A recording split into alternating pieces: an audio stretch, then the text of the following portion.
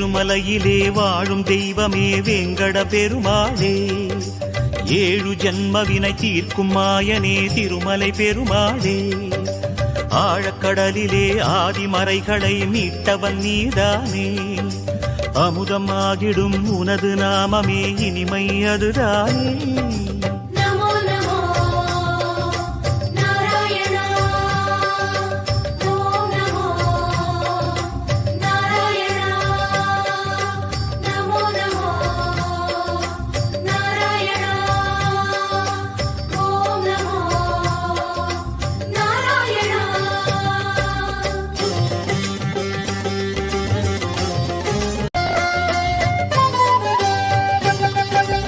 ஏழுமலையிலே வாழும் தெய்வமே வேங்கட பெருமாளே, ஏழு ஜன்மவினை தீர்க்கும் மாயனே திருமலை பெரு